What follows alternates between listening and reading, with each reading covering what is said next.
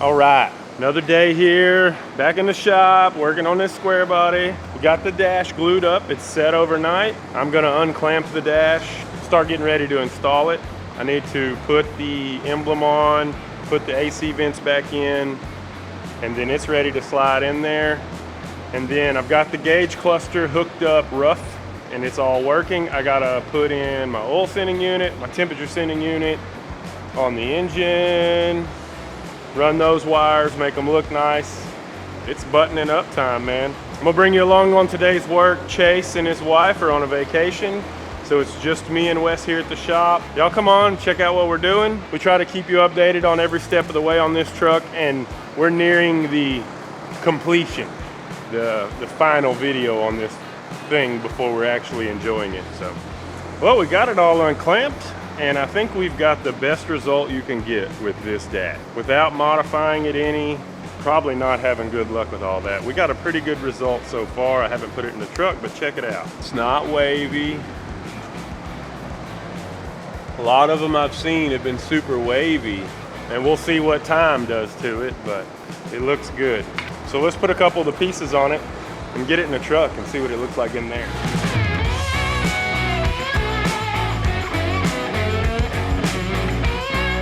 Okay, I got the dash built and put back together, but I had those little plastic studs with those crappy little speed nuts, they break on these old trucks. So a couple of them broke. I had to do a little glue in to hold this in place. So while this glue dries, I'm going to work on my sensors for the gauge cluster, my oil pressure sending unit, my temperature sending unit. Gonna get those installed, and then hopefully this will be dry enough to install the dash here in a little while. All right, so first step, we're gonna do our temperature sender. This is the one that AutoMeter supplies with the adapter for an LS, and it goes right down here on the back of the head. There's a little plug in there. We're gonna pull that plug out, put that sender in, and then I'll show you the oil pressure one.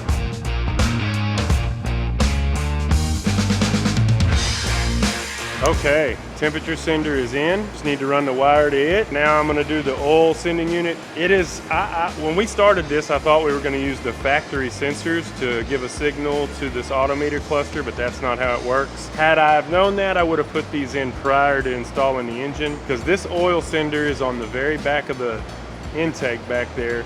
Fortunately, on this truck, there's a lot more room, but if you have these LSs in the factory trucks, it's a tight fit getting that oil sender in and out back there.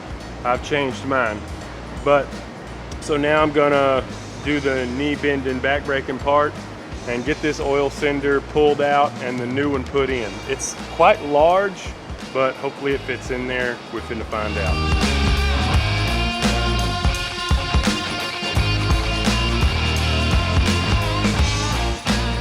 All right, I got both sending units in. I'm going to run my wire out from my cluster and temporarily hook everything up just to check and make sure it works. That back one, the oil pressure sender, is hard to get that sucker tight. I had a socket for the factory one, but the aftermarket one is very hard to get to, very hard to get tight. So we need to fire it up after we hook our wires up and make sure that it's not leaking. I might have to get in there and fight it a little more, but I think I got it pretty tight, so here we go.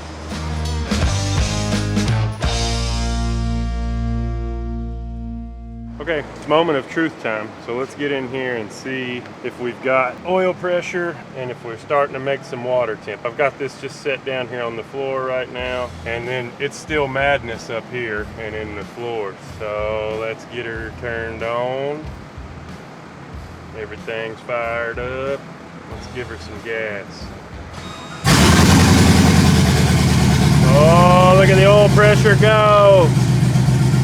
We got oil pressure. 50's pretty good. I need to adjust my idle. There's a, depending on which selector you have in here, and then we're gonna watch this water temperature and see if it starts to climb. Fuel gauge is working, amperage is working. I haven't driven it, so I don't know about the miles per hour, but I do know there's a calibration for that. So let's see if we start getting the, now that I know I've got good oil pressure, let's see if we start getting some water temperature. We'll check back in just a minute and see if my water temperature is climbing. I'm gonna go out here and check for leaks. Okay, we are leak free. I don't see any oil leaking, no water leaking, and everything's working. Gauges are working, our temperature's climbing. Look at that temperature coming on up. Oil pressure's maintaining pretty good. So I'm gonna let it build a little temperature. That way we can burp any air out of the system and then start taking all this back apart and doing final installation. So that makes me happy. Once I put the dash pad in here, I can get this instrument cluster in there, and this interior is gonna look cherry, baby. Check it out, check it out, check it out. Got the dash in, it looks so nice. I'm gonna put a few screws in that to hold it in place and start trying to get this instrument cluster wired up permanently. So my first step is I cut off the old pigtail for the instrument cluster, got that all out of the way, and all those wires, just in case one of them gets a signal from somewhere, I'm gonna go ahead and heat shrink all the ends on them. All these wires right here no longer get used, or so I think. So I'm gonna heat shrink all of those, button them up out of the way, and move on to making all these other connections much better and much more permanent. So come along, we'll keep working.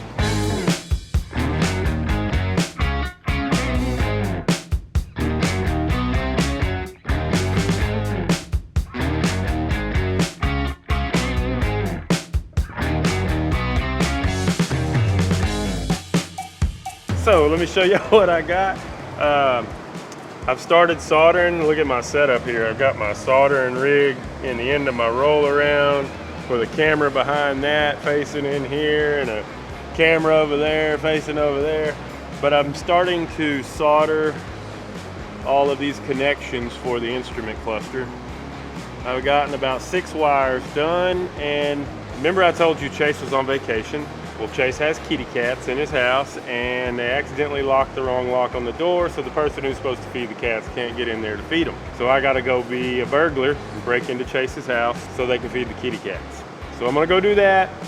I'm gonna grab me some more solder while I'm out because I'm going through it, and maybe I can get back in time to get this done, but I'm happy with the progress.